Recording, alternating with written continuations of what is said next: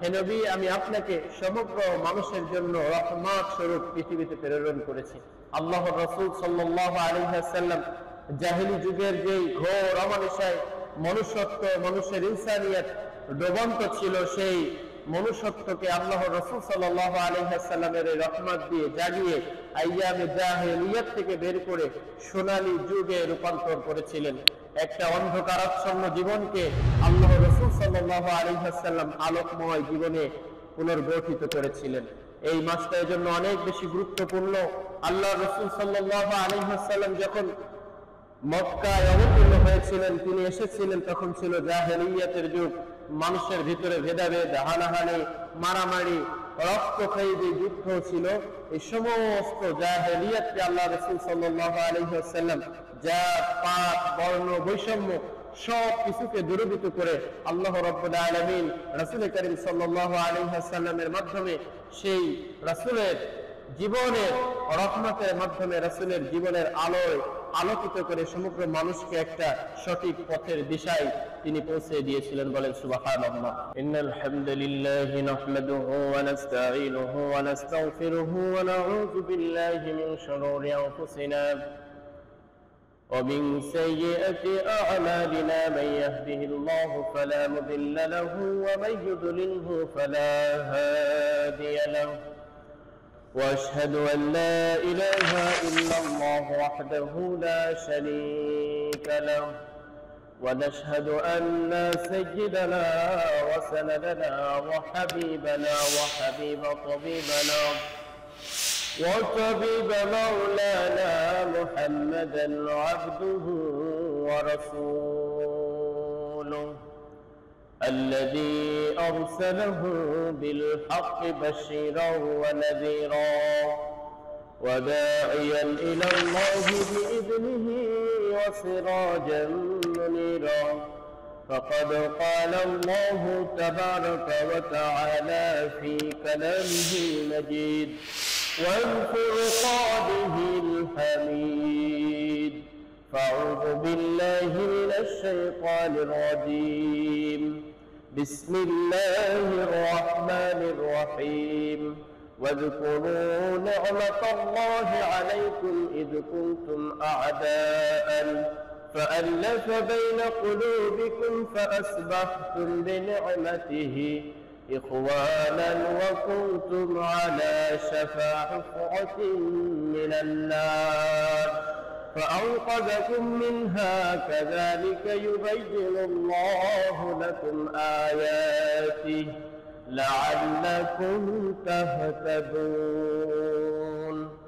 وقال رسول الله صلى الله عليه وسلم لا فضل لعربي على عربي ولا لعجمي على عربي ولا أحمر على أسود ولا أسود على أحمر إلا بالتقوى أو كما قال رسول الله صلى الله عليه وسلم. فقال الله سبحانه وتعالى في شان حبيبه يا أيها الذين آمنوا صلوا عليه وسلموا تسليما. درود إبراهيم قولي اللهم صل على محمد وعلى آل محمد كما صليت على إبراهيم وعلى آل إبراهيم إنك حميد مجيد. اللهم بارك على محمد وعلى آل محمد كما باركت على إبراهيم وعلى آل إبراهيم إنك حميد مجيد. بلغ العلا بكماله كشف الدجى بجماله حسنت جميع خصاله صلوا عليه وآله. মহান বারী তাআলার দরবারে লাখো কোটি শুকরিয়া সুজুদ পেশ করছি, যেই মহান মুনিব আমাদের সকলকে জুমার নামাজ আদায়ের জন্য দুনিয়ার সমস্ত জরুরাতকে পিছনে ফেলে রেখে আল্লাহ ঘর মসজিদে এসে বসার তৌফিক দিয়েছেন। দ্বীনের আলোচনা শোনার এবং পড়ার যে মহান মনিব আমাদেরকে সুযোগ করে দিলেন, সেই মহান মনিবের দরবারে শুকরিয়া জ্ঞাপন করছি। সকলে বলছে আলহামদুলিল্লাহ। প্রিয় হাজিরিন, কোরআনুল কারীম থেকে কোরআনের একটি আয়াত, রাসূল করিম সাল্লাল্লাহু আলাইহি ওয়াসাল্লামের মুখ নিঃসৃত স্বর্ণবাণী থেকে একটি হাদিস পাঠ করেছি। আল্লাহ রাব্বুল আলামিন কোরআনুল কারীমের এই আয়াত এবং হাদিসের আলোকে কিছু গুরুত্বপূর্ণ, উপকারী, নসিহতমূলক, জীবনের পাথর হিসেবে কিছু কথা বলতে পারি। আল্লাহ রাব্বুল আলামিন আমাদের সেই কথাগুলোর উপর আমল করার সকলকে তৌফিক দিক। সকলে বলে আমিন। সম্মানিত হাজিরিন, আমরা রবিউল আউয়াল মাসে উপনীত হয়েছি। সঙ্গত কারণে আমরা আজকে সিরাত পর্বের প্রথম পর্ব আলোচনা করব। সেই আলোকেই আমি কোরআনুল কারীমের আয়াত পাঠ করেছি। রাসূল করিম সাল্লাল্লাহু আলাইহি ওয়াসাল্লামের সিরাত নিয়ে আজকের যে আলোচনার শিরোনাম আমি সাজিয়েছি, আইয়ামে জাহেলিয়াত এবং নবী রহমত। জাহেলি যুগ এবং রাহমাতুল লিল আলামিন রাসূল করিম সাল্লাল্লাহু আলাইহি ওয়াসাল্লাম, এই শিরোনামে আজকের আলোচনা। প্রিয় হাজিরিন, রবিউল আউয়াল মাস বিভিন্ন দিক থেকে অনেক বেশি গুরুত্বপূর্ণ। এই মাসে নবী আরবি সাল্লাল্লাহু আলাইহি ওয়াসাল্লাম দুনিয়ার জাহেলিয়াতকে আলোকিত করে দুনিয়াতে ধরাধামে আগমন করেছিলেন। আবার রাসূল করিম সাল্লাল্লাহু আলাইহি ওয়াসাল্লাম এই মাসেই হিজরতের মতো গুরুত্বপূর্ণ একটা বিষয়, এই মাসেই হিজরত সংগঠিত হয়েছিল। মক্কা থেকে মদিনায় তিনি হিজরত করেছিলেন। রাসূল করিম সাল্লাল্লাহু আলাইহি ওয়াসাল্লাম এই মাসেই এই ইহধাম ত্যাগ করে আল্লাহ রাব্বুল আলামিনের ডাকে সাড়া দিয়ে তিনি ইহলোক থেকে পরলোকে গমন করেছিলেন এই মাসেই। বিভিন্ন কারণে এই মাসটা অনেক বেশি গুরুত্বপূর্ণ। নবী আরবি সাল্লাল্লাহু আলাইহি ওয়াসাল্লামের জীবনে হাজারেরও বেশি গুণাবলী সমাবেশ ঘটেছিল। তার ভিতর থেকে সর্বশ্রেষ্ঠ গুণাবলী হচ্ছেন রাসূল করিম সাল্লাল্লাহু আলাইহি ওয়াসাল্লাম সমগ্র বিশ্বের মানুষের জন্য একটা রহমত স্বরূপ। রব্বুল আলামিন, রব্বুল পাক ইজ্জাত আল্লাহ রাব্বুল আলামিন কোরআনুল কারীমের ভিতরে স্পষ্ট ঘোষণা দিয়েছেন, হে নবী, আমি আপনাকে সমগ্র মানুষের জন্য রহমত স্বরূপ পৃথিবীতে প্রেরণ করেছি। আল্লাহর রাসূল সাল্লাল্লাহু আলাইহি ওয়াসাল্লাম জাহেলি যুগের যেই ঘোর অমানুষায় মনুষ্যত্ব, মানুষের ইনসানিয়ত ডোবন্ত ছিল, সেই মনুষ্যত্বকে আল্লাহর রাসূল সাল্লাল্লাহু আলাইহি ওয়াসাল্লামের রহমত দিয়ে জাগিয়ে আইয়ামে জাহেলিয়াত থেকে বের করে সোনালী যুগে রূপান্তর করেছিলেন। একটা অন্ধকারাচ্ছন্ন জীবনকে আল্লাহর রাসূল সাল্লাল্লাহু আলাইহি ওয়াসাল্লাম আলোকময় জীবনে পুনর্গঠিত করেছিলেন। এই মাসটা এর জন্য অনেক বেশি গুরুত্বপূর্ণ। আল্লাহর রাসূল সাল্লাল্লাহু আলাইহি ওয়াসাল্লাম যখন মক্কায় অবতীর্ণ হয়েছিলেন, তিনি এসেছিলেন, তখন ছিল জাহেলিয়াতের যুগ। মানুষের ভিতরে ভেদাভেদ, হানাহানি, মারামারি, রক্তক্ষয়ী যে যুদ্ধ ছিল, এই সমস্ত জাহেলিয়াতকে আল্লাহ রাসূল সাল্লাল্লাহু আলাইহি ওয়াসাল্লাম জাত পাত বর্ণ বৈষম্য সব কিছুকে দূরীভূত করে আল্লাহ রাব্বুল আলামিন রাসূল করিম সাল্লাল্লাহু আলাইহি ওয়াসাল্লামের মাধ্যমে, সেই রাসূলের জীবনের রহমতের মাধ্যমে, রাসূলের জীবনের আলোয় আলোকিত করে সমগ্র মানুষকে একটা সঠিক পথের দিশায় তিনি পৌঁছে দিয়েছিলেন। বলেন সুবহানাল্লাহ। সম্মানিত হাজিরিন, এজন্য আইয়ামে জাহেলিয়াত এবং নবী রহমতের যে শিরোনামের আলোচনা, আমরা আইয়ামে জাহেলিয়াতের পরিচয় সম্পর্কে যদি একটু আলোকপাত করি, আইয়ামে জাহেলিয়া একটা মোরাক্কাব শব্দ, অর্থাৎ যুক্ত শব্দ। আইয়ামে জাহেলিয়া, জাহেলিয়ার শব্দটা জাহলুন থেকে এসেছে, যার শাব্দিক অর্থ করলে দাঁড়ায় হচ্ছেন মূর্খতা সুলভ, এবং আইয়াম শব্দের অর্থ হচ্ছেন যুগ তথা একটা মূর্খতা সুলভের আচরণের যুগকে বলা হয় আইয়ামে জাহেলিয়া। ইতিহাস ঘাটলে দেখা যায় নবী করিম সাল্লাল্লাহু আলাইহি ওয়াসাল্লামের আগমনের ১৫০ থেকে ২০০ বছর পূর্বের সময়টাকে আইয়ামে জাহেলিয়া হিসাবে শুমার করা হয়, গণনা করা হয়।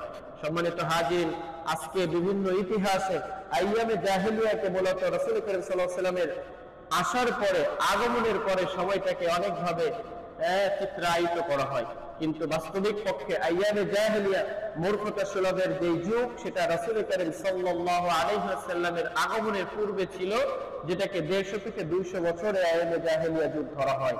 এই আইয়ামে জাহেলিয়া মূর্খতার যুগকে অবসান ঘটিয়ে রাসূল করিম সাল্লাল্লাহু আলাইহি ওয়াসাল্লাম একটা সোনালী যুগ সোনালী যুগের উপহার রাসূল সাল্লাল্লাহু আলাইহি ওয়াসাল্লাম দিয়েছিলেন।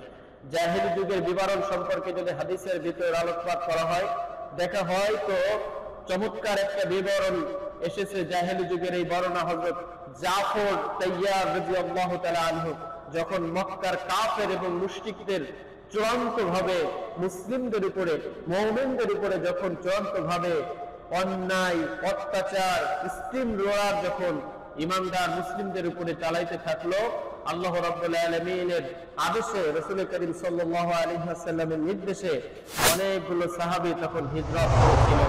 আফসার বাদশা নাজ্জাশীর নিকট তখন এই অনেকগুলো সাহাবী এই হযরত জাফর তাইয়ার রাদিয়াল্লাহু তাআলা আনহুর নেতৃত্বে হিজরত করেছিল।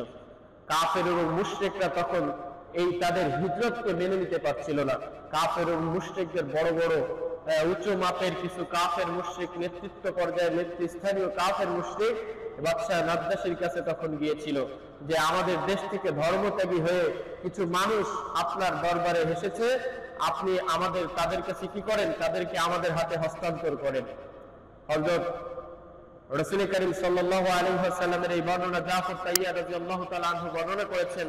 যখন বাদশার কাছে কাফের মুশরিকরা এই প্রস্তাব দিল, তখন এই বাদশা নাজ্জাশী তাদের যে নেতৃত্ব জাফর তাইয়ার রাদিয়াল্লাহু তাআলা আনহু ছিল, তিনার দরবারে ডাকলেন এবং ডেকে জিজ্ঞাসা করলেন, বিষয়টা কি, আমাদের খোলামেলা স্পষ্ট করো। জাফর তাইয়ার রাদিয়াল্লাহু তাআলা আনহু তখন একটা চমৎকার বক্তব্য এই বাদশার সামনে দিয়েছিল, যেটা স্বর্ণ অক্ষরে লিখিত রেখার মতো। তিনি বলেছিলেন, আইয়ুহাল মালিক, হে আমাদের বাদশা, কওমুনা আহলুল জাহিলিয়া, আমরা ছিলাম একটা মূর্খ জাহেল গোত্র, লিআবদুল আসনাম, আমরা নিজেদের হাতে তৈরি মূর্তি পূজা করতাম, ওয়া তা'কুলুল মাইতাতা, আমরা মৃত্যু ভক্ষণ করতাম, ওয়া না'তিয়াল ফাহিশা, আমরা বিভিন্ন জেনা ব্যভিচারে মত্ত ছিলাম, ওয়া তাকতাউল আরহাম, আমরা আত্মীয়তার বন্ধন ছিন্ন করেছিলাম, ওয়া নুসিউল জাওয়ারা, প্রতিবেশীর হককে নষ্ট করেছিলাম, ওয়া ইয়াকুলুল কবিয়্যু মিন্না যায়ীফ, এবং আমাদের অভ্যাসে পরিণত হয়েছিল দুর্বলদেরকে সবলরা গিলে খাওয়ার মতো পরিস্থিতি ছিল। ফাকুন্না আলা যালিকা, এরকম একটা পরিস্থিতির ভিতর আমরা ছিলাম। এই পরিস্থিতিতে দুর্বলরা সবলদের উপর চড়াও হতো, অন্যায়ভাবে মানুষকে হত্যা করা হতো। এরকম পরিস্থিতির ভিতরে আল্লাহ রাব্বুল আলামিন আমাদের ভিতরে এক মহামানব পাঠালেন, জনাবে মুহাম্মদুর রাসূলুল্লাহ সাল্লাল্লাহু আলাইহি ওয়াসাল্লাম আসলেন। এরকম পরিস্থিতি আমাদের ভিতরে যুদ্ধ, বিগ্রহ, মারামারি, কাটাকাটি, সমস্যার ভিতরে আমরা জর্জরিত ছিলাম।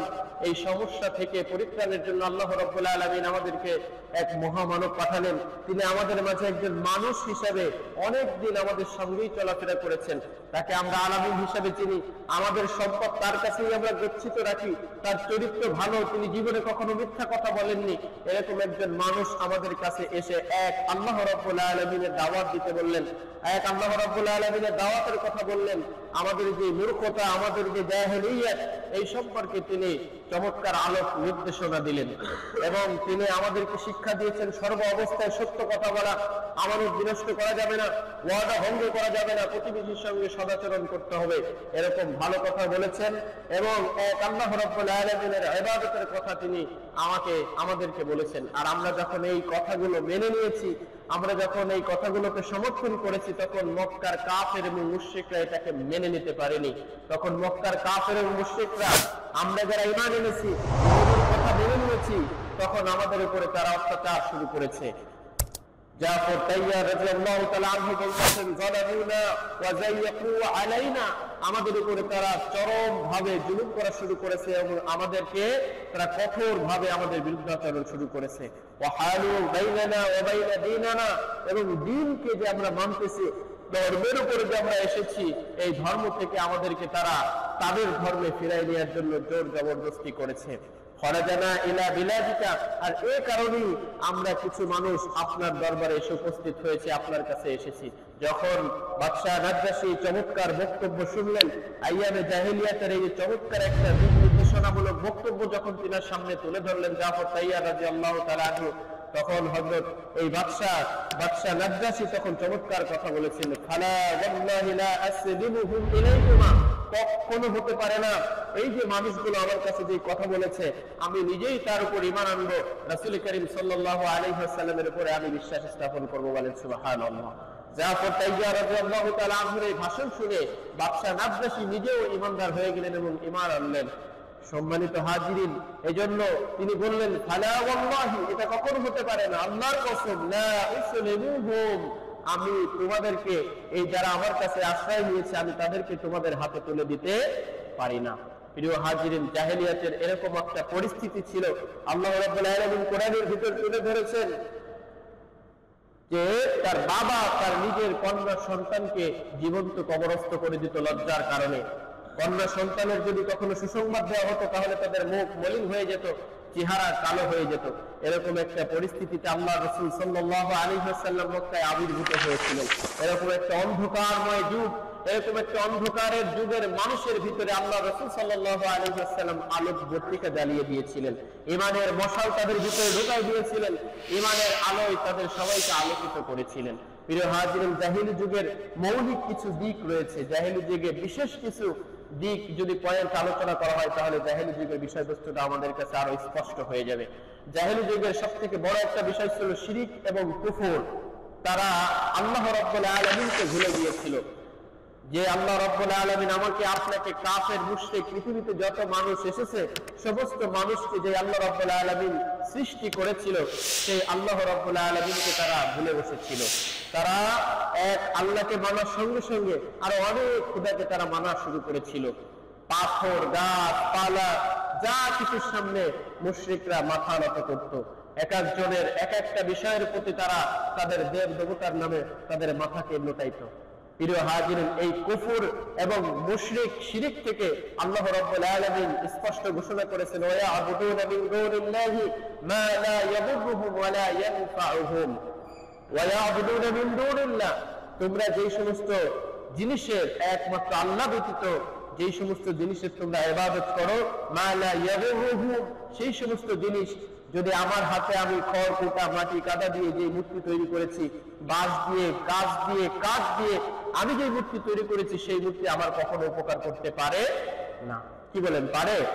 আমাদের ভিন্ন ধর্মের ভাইদের বিশ্বাস হতে পারে যে তার বিশ্বাস মতে তার মূর্তি তাকে অবশ্যই ফায়দা পৌঁছাইতে পারে, কিন্তু as a Muslim, as a মুমিন, একজন কোরআনের অনুসারী হিসাবে কোন মূর্তি, কোন গাছ, কোন কাঠ, কোন পাথর, কোন বস্তু কিছুই উপকার পৌঁছাইতে পারে না। পারে?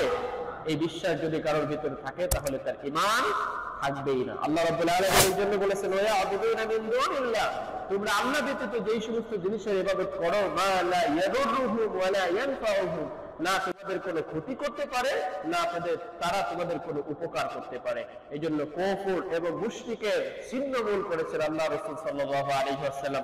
সর্বপ্রথম এসেই একমাত্র আল্লাহ রাব্বুল আলামিন দাওয়াত দিয়েছেন, একমাত্র ইবাদত করতে হবে আল্লাহ এবং অনুসরণ করতে হবে রাসূল কারীম সাল্লাল্লাহু আলাইহি ওয়াসাল্লাম। আল্লাহ রাব্বুল আলামিন বলেছেন, ওয়াকালাতিল ইয়াহুদু উযাইর ইবনুল্লাহ ওয়াকালাতিন নাসারা মাসীহ ইবনুল্লাহ, তৎকালীন সময় ইহুদিরা আল্লাহর নবী উযাইর আলাইহিস সালাতু ওয়াস সালামকে আল্লাহর সন্তান মনে করতে বলেন, নাউযুবিল্লাহ। ওয়াকালাতিন নাসারা, খ্রিস্টানরা হযরত ঈসা আলাইহিস সালাতু ওয়াস সালামকে আল্লাহ রাব্বুল আলামিনের সন্তান মনে করতে বলেন, নাউযুবিল্লাহ। প্রিয় হাজিরিন, কুফর, শিরিক এরকম একটা পর্যায়ে পৌঁছায় গিয়েছিল, আল্লাহর জন্য সন্তান মনে করত ঈসাকে এবং উযাইর আলাইহিস সালাতু ওয়াস সালামকে আল্লাহর সন্তান হিসেবে তারা ধারণা করত এবং তারা বলতো।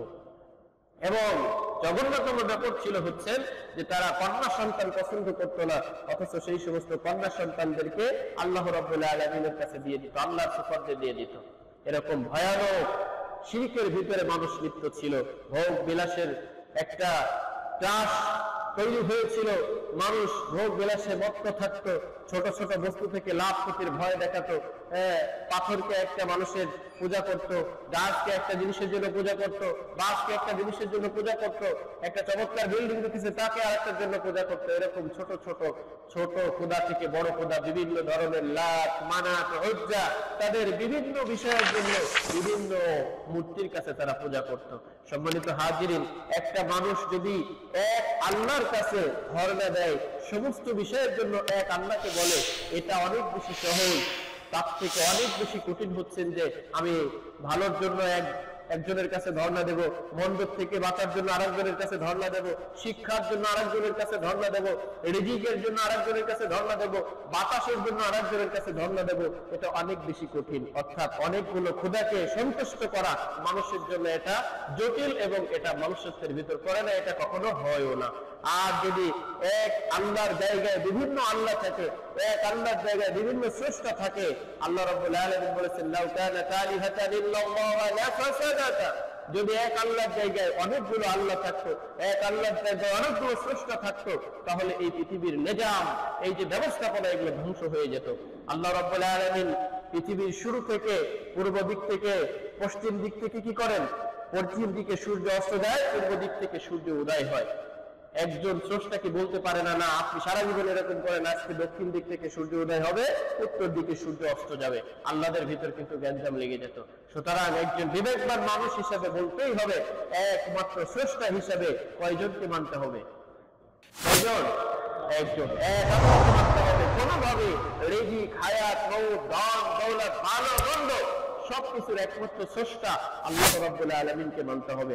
সম্মানিত হাজিরিন, আল্লাহ রাসূল সাল্লাল্লাহু আলাইহি ওয়াসাল্লাম আইয়াবে জাহেলিয়াতের যুগে এসে চমৎকার একটা সংস্কার করেছিলেন, বৈষম্য এবং জাতপাতের প্রাদুর্ভাব।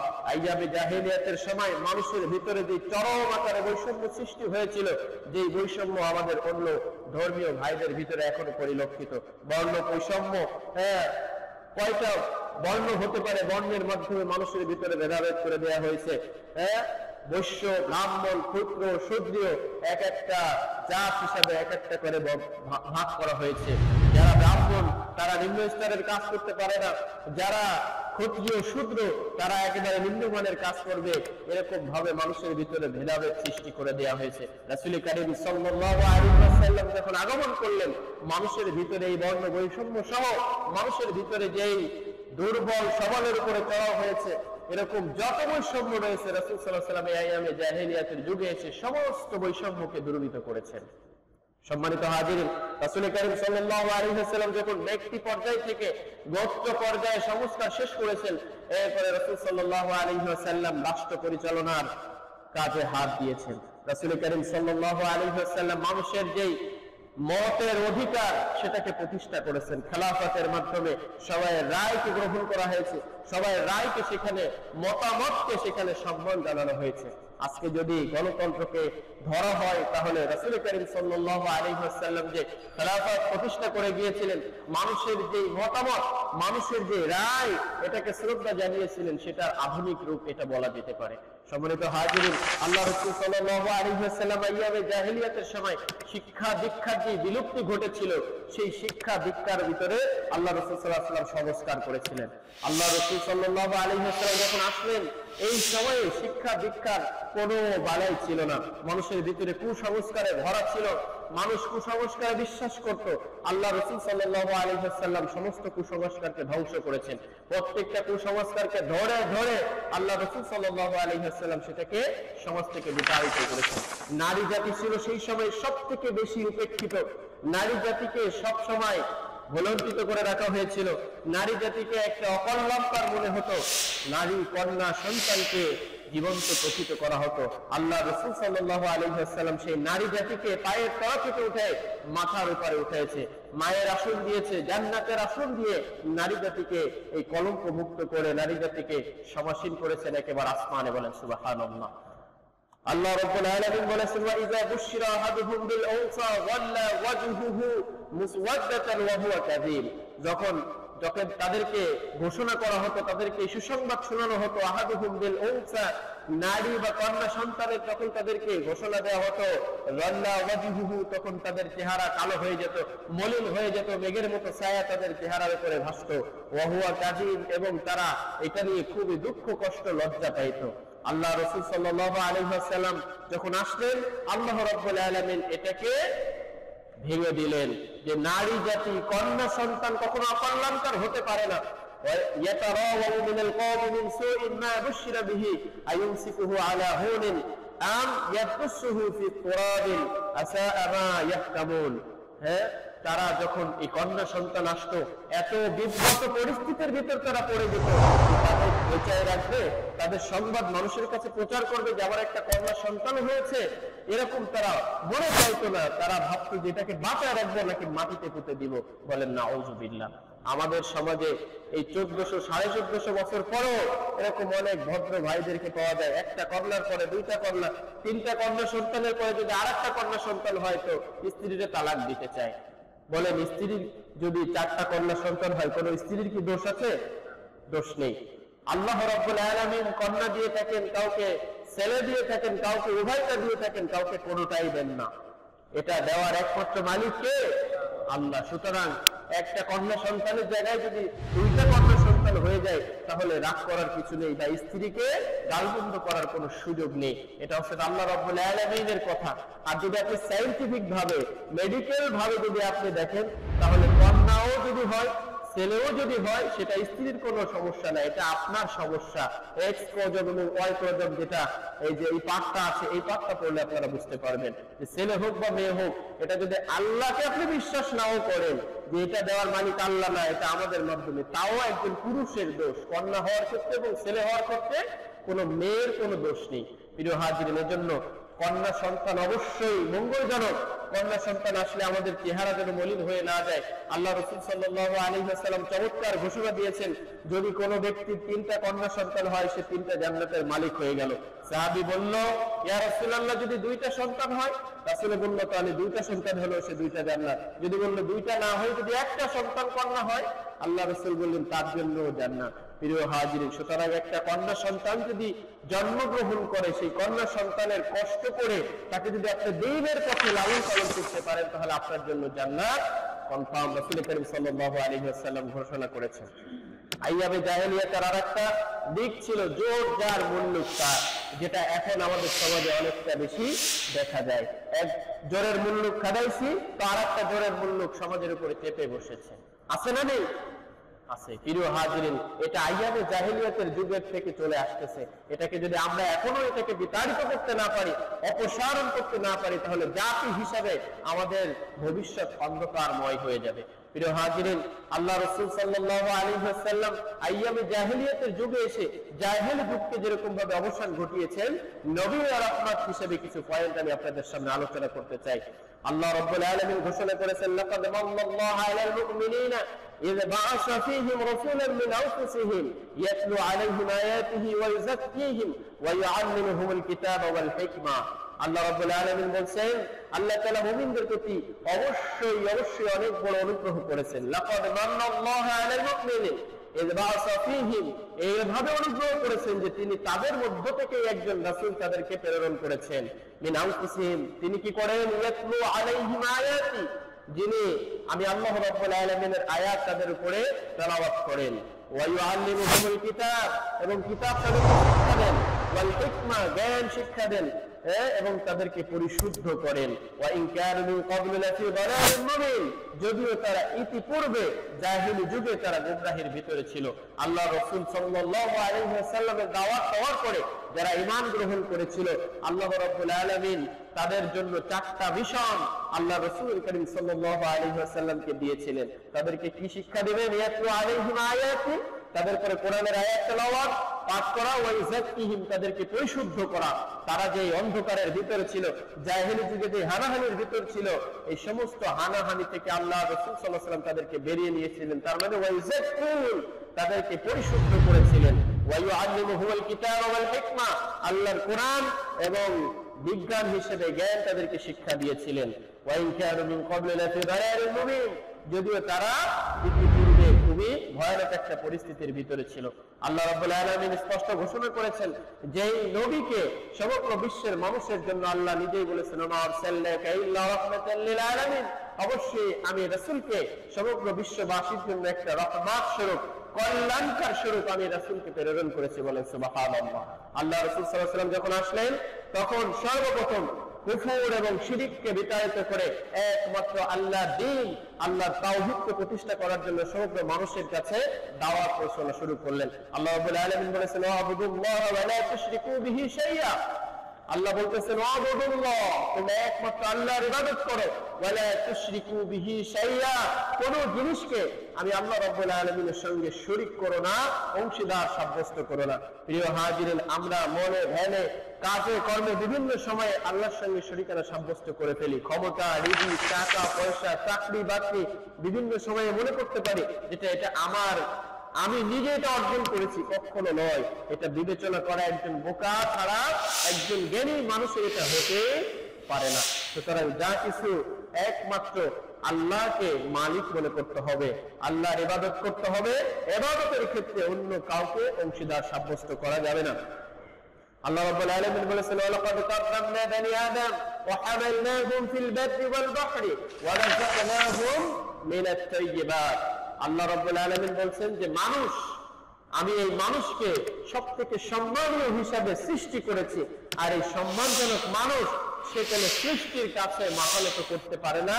এটা একটা, এই সৃষ্টির ভিতরে এটা একটা ভিন্ন জিনিসটা হতেই পারে না। একটা মানুষ হিসাবে আর একটা মানুষের সামনে সে মাথা নত করবে, একটা মানুষ হিসাবে তার তৈরিকৃত জিনিসের কাছে সে মাথা নত করবে, এটা খুবই জঘন্যতম দেখায়। এই জন্য আল্লাহ বলছেন লাকাদ কাররামনা বানি আদম, অবশ্যই আমি বনি আদমকে সম্মানিত করেছি। ওয়া হামালনাহুম ফিল বাররি, আমি তাকে বহন করার জন্য কি করেছি?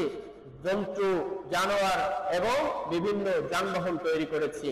ওয়া রাযাকনাহুম মিনাত তাইয়্যিবাত, আমি তাদেরকে পবিত্র রিজিকের ব্যবস্থা করেছি। ওয়া ফাদ্দালনাহুম আলা কাসীরিম মিম্মান খালাকনা ফাদীলা, এবং আমি তাদেরকে বহু মাখলুকের উপরে তাদেরকে শ্রেষ্ঠত্ব দান করেছি। একজন মানুষ হিসেবে আরেকজন মানুষের কাছে কখনো সে মাথা নত করতে পারে না, একজন মানুষ হিসেবে আরেকজন মানুষের কাছে সে কখনো কিছু চাইতে পারে না। আমাদের দেশে যে পীর মাজার রয়েছে, হক পীর নিঃসন্দেহে ভালো, সঠিক পীর তার কাছে অবশ্যই যাওয়া ভালো, কিন্তু একজন পীর যখন মরে গেছে তার কবরে যে সিজদা দেওয়া, তার কাছে পরিত্রাণ চাওয়া, তার কাছে বিভিন্ন ছেলে সন্তান বিভিন্ন সমস্যার থেকে পরিত্রাণ চাওয়া, এটা মস্ত বড় শিরক। এটা করা কখনো যাবে যাবে না। প্রিয় হাজিরিন, এজন্য মানুষ হিসেবে এটা করাই যাবে না। আল্লাহ রাসূল সাল্লাল্লাহু আলাইহি ওয়াসাল্লাম বৈষম্য নিরসন করেছেন। ইয়া আইয়ুহান নাস ইন্না খালাকনাকুম মিন যাকারিন ওয়া উনসা ওয়া জাআলনাকুম শুউবান ওয়া ক্বাবাইলা লিতাআরাফু ইন্না আকরামাকুম ইনদাল্লাহি আতকাকুম ইন্নাল্লাহা আলিমুন খাবীর। আল্লাহ রাব্বুল আলামিন বলেছেন সমগ্র মানুষ সমান সমান, এখানে কোনো বৈষম্য থাকতে পারবে না। মানুষ হিসেবে সবাই সমান অধিকার লাভ করবে। যদি কেউ সম্মানিত হয় সেটা শুধুমাত্র যার কলবের ভিতরে, যার অন্তরের ভিতরে বেশি তাকওয়া থাকবে, সেই ব্যক্তি আল্লাহর কাছে বেশি সম্মানিত হবে। আল্লাহ নিজেই বলেছেন ইন্না আকরামাকুম ইনদাল্লাহ, নিশ্চয়ই আমি আল্লাহর কাছে সবথেকে বেশি সম্মানীয় মর্যাদাবান ওই ব্যক্তি যার কলব সবথেকে বেশি তাকওয়াবান। সুতরাং এই যে মানুষ হিসেবে আমাদের আল্লাহ ভীতি, খোদা ভীতি অর্জন করতে হবে। আল্লাহ ভীতির এই সফটওয়্যার, আল্লাহ ভীতির এই অ্যাপস যদি আমার ব্রেনের ভিতরে ইনস্টল করতে পারি, তাহলে অবশ্যই আমাদের অবশ্যই ডেভেলপ হবে। আল্লাহ রাব্বুল আলামিনের ভয় যদি আমার অন্তরের ভিতরে থাকে, মগজের ভিতরে থাকে, অন্ধকার সময়ে আমি চুরি করতে পারবো না, টেবিলের তল দিয়ে আমি ঘুষ নিতে পারবো না, টেন্ডারের নামে আমি অন্যায়ভাবে টাকা নিতে পারবো না, টেন্ডারের মাধ্যমে আমি মানুষের টাকা খেতে পারবো না, অন্যায়ভাবে মানুষের সম্পদ আমি লুট করতে পারবো না। যদি আল্লাহ ভীতি, আল্লাহর ভয় এটা আমার আপনার ভিতরে সফটওয়্যারটা ইনস্টল হয়ে যায়। সুতরাং এই সফটওয়্যার আল্লাহ ভীতি, আল্লাহর ভয় বেশি বেশি আমাদের অর্জন করা দরকার। সম্মানিত হাজিরিন, আল্লাহ রাসূল সাল্লাল্লাহু আলাইহি ওয়াসাল্লাম সমস্ত বৈষম্যকে, সমগ্র মানুষ আরব অনারব যত মানুষ আছে, কালা সাদা সমস্ত মানুষ এক কাতারে আল্লাহ রাসূল সাল্লাল্লাহু আলাইহি ওয়াসাল্লাম দাঁড় করিয়ে দিয়েছেন। আল্লাহ রাসূল সাল্লাল্লাহু আলাইহি ওয়াসাল্লাম স্পষ্ট ঘোষণা করেছেন লা ফাদলা লিআরাবিয়্যিন আলা আযামিয়্যিন, লা ফাদলা লিআরাবিয়্যিন আলা আযামিয়্যিন, অনারবের উপরে আরবের ব্যক্তির কোনো বৈশিষ্ট্য বা শ্রেষ্ঠত্ব নেই। ওয়ালা লিআযামিয়্যিন আলা আরাবিয়্যিন, এবং কোন অনারবীর শ্রেষ্ঠত্ব কোন আরবীর করে কোনো শ্রেষ্ঠত্ব নেই। আরবি হোক, অনারবি হোক, চায়না হোক, আমেরিকান হোক, সমগ্র মানুষ সবাই একই সমান সমান, একজনের পরে আরেকজনের কোনো শ্রেষ্ঠত্ব নেই। আল্লাহ রাসূল সাল্লাল্লাহু আলাইহি ওয়াসাল্লাম বলেছেন ওয়ালা আহমার ওয়ালা আসওয়াদা, সাদা ব্যক্তি, লাল চামড়াওয়ালা ব্যক্তির কোনো শ্রেষ্ঠত্ব নেই কালো চামড়াওয়ালা ব্যক্তির উপরে। ওয়ালা আসওয়াদা আলা আহমার, এবং কালো চামড়াওয়ালা ব্যক্তির উপরে কোনো লাল চামড়াওয়ালা ব্যক্তির কোনো শ্রেষ্ঠত্ব নেই। শ্রেষ্ঠত্ব শুধুমাত্র তার অন্তরে যদি তাকওয়া থাকে, খোদা ভীতি থাকে, তাহলেই তিনি শ্রেষ্ঠ হতে পারেন আল্লাহ রাব্বুল আলামিনের কাছে। আল্লাহ রাসূল সাল্লাল্লাহু আলাইহি ওয়াসাল্লাম রাষ্ট্র সংস্কার করেছেন, এরপরে শিক্ষা দীক্ষার দিক থেকে আল্লাহ রাসূল সাল্লাল্লাহু আলাইহি ওয়াসাল্লাম সংস্কার করেছেন, নারী জাতির অধিকার প্রতিষ্ঠা করেছেন। আল্লাহ রাব্বুল আলামিন ঘোষণা করেছেন ওয়াইদাল মাউউদাতু সুইলাত বিআইয়ি যামবিন কুতিলাত, কিয়ামতের দিনে যারা জীবন্ত কন্যা সন্তানকে কবরস্থ করেছে সেই সমস্ত ব্যক্তিদেরকে জিজ্ঞাসা করা হবে। ওয়াইদাল মাউউদাতু সুইলাত, যারা তাদের কন্যা সন্তানকে লজ্জার কারণে খেতে দিতে পারবে না, মেয়েকে অন্য জায়গায় পথভ্রষ্ট করতে হবে, জামাই বলতে হবে, বিভিন্ন কারণে যারা কন্যা সন্তানকে জাহিলি যুগে কবরস্থ করেছে সেই সমস্ত ব্যক্তিদেরকে জিজ্ঞাসা করা হবে বিআইয়ি যামবিন কুতিলাত, কেন, কি অপরাধে এই ছোট্ট কন্যা সন্তানকে, ফুটফুটে বাচ্চাকে তুমি কেন কবরস্থ করেছিলে, এ সম্পর্কে জিজ্ঞাসা করা হবে। আল্লাহ রাব্বুল আলামিন এই যেই কন্যা সন্তানকে কবরস্থ করে দেয়া হতো খারাপ ভেবে, অকল্যাণকর মনে করে, সেই কন্যা সন্তানদেরকে আল্লাহ রাসূল সাল্লাল্লাহু আলাইহি ওয়াসাল্লাম সর্বোচ্চ শিখরে মর্যাদা দিয়েছেন। আল্লাহ রাসূল ঘোষণা করেছেন আল জান্নাতু তাহতা আকদামিল উম্মাহাত, মায়ের পায়ের নিচে একজন সন্তানের বেহেশতে কানজুল উম্মাহ। 45,439 নম্বর হাদিসের ভিতরে রাসূল সাল্লাল্লাহু আলাইহি ওয়াসাল্লাম বলেছেন আল জান্নাতু তাহতা আকদামিল উম্মাহাত, নিশ্চয়ই মায়ের পায়ের নিচে সন্তানের বেহেশত। আল্লাহ রাসূল সাল্লাল্লাহু আলাইহি ওয়াসাল্লাম ঘোষণা করেছেন মান কানাত লাহু সালাসু বানাতিন ফাসাবারা আলা আওয়াইহিন্না ওয়া আলা ওয়ারাইহিন্না, যদি কোনো ব্যক্তির 3টা কন্যা সন্তান হয়, সেই কন্যা সন্তানদের কষ্ট সবর ধৈর্য ধরে তাকে মানুষ করে, দাখালাল জান্নাহ, সে জান্নাতে প্রবেশ করে। বলেন সুবহানাল্লাহ। ফাকালা রাজুলুন ইয়া রাসূলুল্লাহ, সাহাবীদের মধ্যে থেকে একজন জিজ্ঞাসা করল ইয়া রাসূলুল্লাহ ওয়া ইসনাতাইন, যদি কোনো ব্যক্তির 2টা কন্যা সন্তান থাকে তার জন্য আপনার কি ঘোষণা? ক্বালা ওয়া ইসনাতাইন, যদি 2টা সন্তান থাকে তবে তার জন্য আমার এই ঘোষণা, সেও জান্নাতে প্রবেশ করবে। ক্বালা ইয়া রাসূলুল্লাহ ওয়া ওয়াহিদাতুন, যদি একটা কন্যা সন্তান কারো থাকে, সে যদি সুন্দরভাবে পালন করে, কষ্ট সহ্য করে, সঠিকভাবে গড়ে তোলে, তাহলে তার জন্য কি ঘোষণা? আল্লাহ রাসূল বললেন ক্বালা ওয়া ওয়াহিদাতুন, যদি একটা কন্যা সন্তান থাকে তার জন্য জান্নাত, সে জান্নাতে প্রবেশ করবে। বলেন সুবহানাল্লাহ। সম্মানিত হাজিরিন, এজন্য আইয়ামে জাহিলিয়াত, নবী ও রাহমাতের যে শিরোনামের আলোচনা, আল্লাহ রাসূল সাল্লাল্লাহু আলাইহি ওয়াসাল্লাম জাহিলি যুগকে বিচ্ছিন্ন করে তাওহীদের বাণীকে উদ্দীন করেছেন, পৃথিবীতে বৈষম্য দূর করেছেন, নারীদেরকে সমাসীন করেছেন উচ্চ শিখরে। প্রিয় হাজিরিন, সেই ধর্ম, সেই জ্ঞান, সেই রাসূল করিম সাল্লাল্লাহু আলাইহি ওয়াসাল্লামের আদর্শ যদি আমরা আজকে গ্রহণ করতে পারি, মানুষ হিসাবে, জাতি হিসাবে, দেশ হিসাবে আরো আমরা এগিয়ে যেতে পারবো। আল্লাহ রাব্বুল আলামিন আমাদের সকলকে এই কথাগুলোর উপরে আমল করার তৌফিক দিক, সকলে বলে আমিন।